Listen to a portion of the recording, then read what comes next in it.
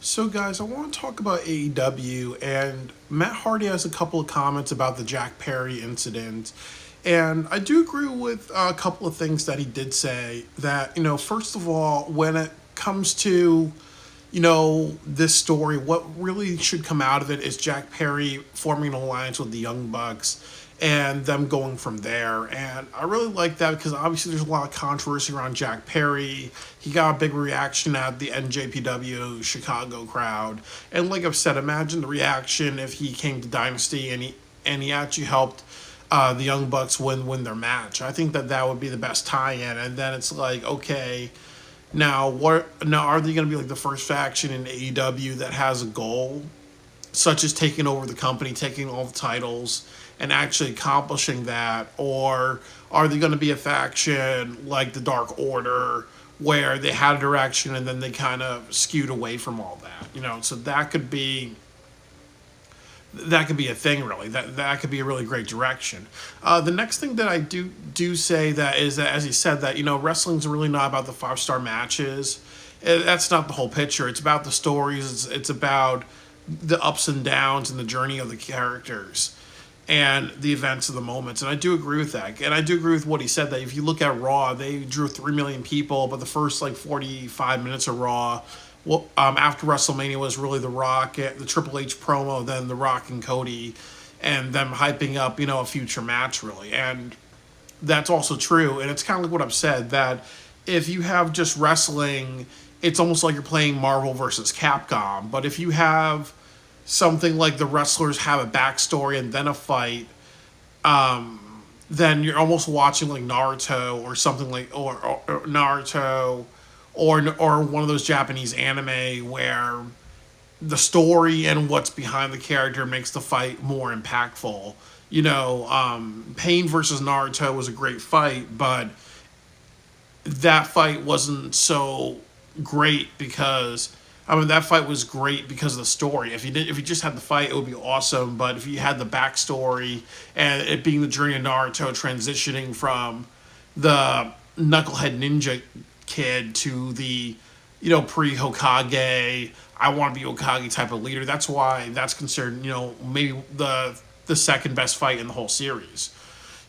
So it comes from the storytelling that they've done with Naruto, and then him achieving a goal where he feels like he is a he is a Hokage in training, and then also he's beloved by the village.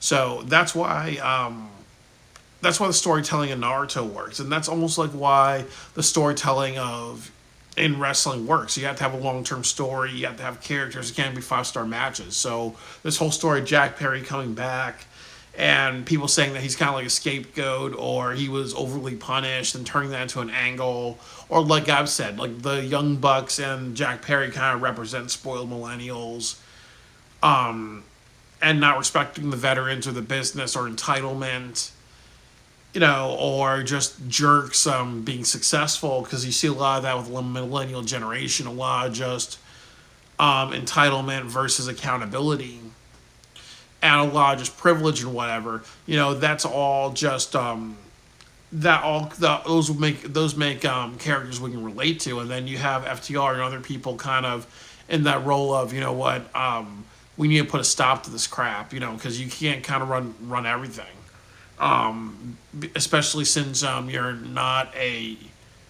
a viable villain. Entitlement versus perseverance, or entitlement versus discipline, type of thing, really. That's really the story between the Young Bucks, the EVP faction, and FTR, and whoever they bring in.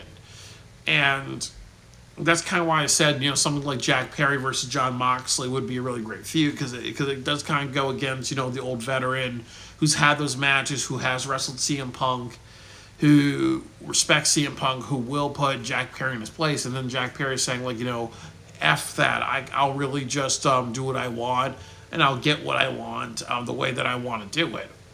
That's why I said, like, Jack Perry and John Moxley would be a really, really hot feud. So I agree with Matt Hardy on that, really, that you have Jack Perry back, it would definitely make a great feud. It would be a great utilization of character and events and everything like that, really. So, and then I also agree that if they really wanted to do something with this footage, they really should have done that months ago. Because obviously, two things that obviously it was current events in back in August, but also the other thing too is that presenting it now just makes AEW look vindictive, and since the ratings have went down a lot, it also makes them look very very desperate really.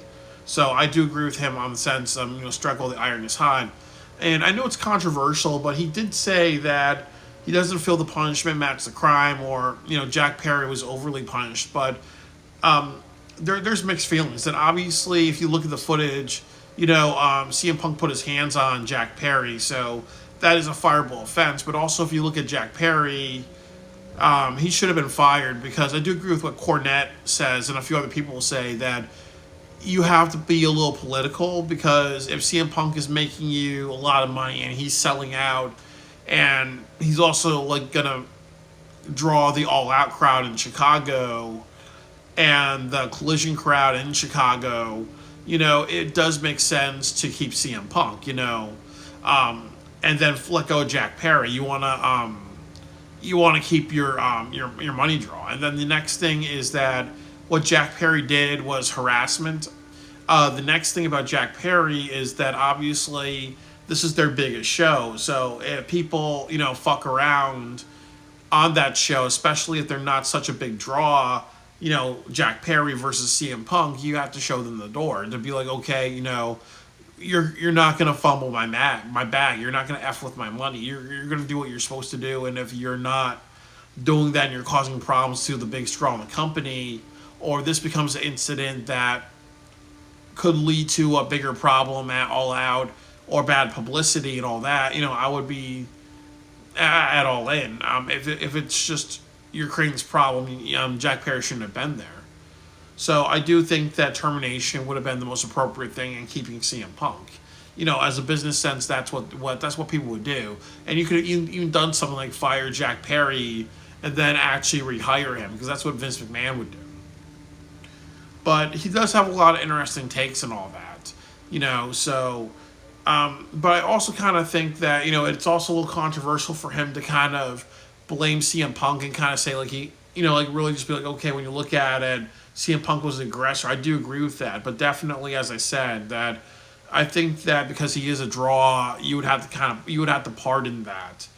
And I also agree with what he said, that really the big issue is that all these problems really started at All In 2022 with CM Punk's verbiage, but also two things should have happened. CM Punk should have had self-control, and they really should have had a meeting where everybody aired out their problems. But importantly, Tony Khan decided not to be a boss, and he let CM Punk do what he wanted. And as OTR Central was saying, he should have told CM Punk, what, CM Punk, you don't speak badly of your coworkers, and you need to shut the hell up, really. And if you don't,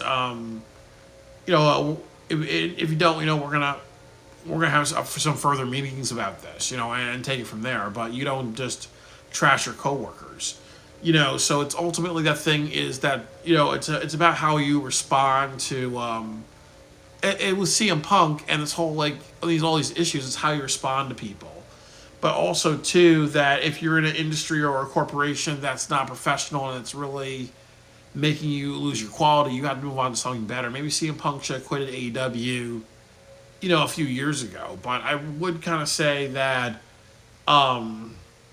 it's unfortunate that it happened. So since now they're showing the footage, they have to really capitalize on it. And as I said, I think that making the Young Bucks EVP's faction a bigger deal and having them, just be entitled and do whatever they want and create problems for people and win titles and do all that stuff and be an obstacle and all that. I think that would be a great direction. That would make some really compelling characters. But if you kind of they'll go down the route of, okay, well, they're saying that they were mentally distracted, so now they're gonna have a match with FTR. FTR wins and the Young Bucks lose, and you don't use Jack Perry at all with this. Then ultimately you kind of threw this out the window, really. So hopefully they can do some long-term storytelling with Jack Perry and capitalize on the controversy with all this, really. And then somebody was commenting saying, okay, well, Tony Khan looks bad because it really validates what CM Punk was saying was true. And then Tony was like, oh, I'm in fear of my life, when actually nothing really happened to him in the footage. I kind of agree with it, but I also will say that right now, I think that's going to blow over, really. I think it's just really about what they do with this. Just if you kind of make Jack Perry a big deal and all that, then that's actually going to lead to something great if they capitalize on that. So we'll see what happens, but Matt Hardy makes some really good points.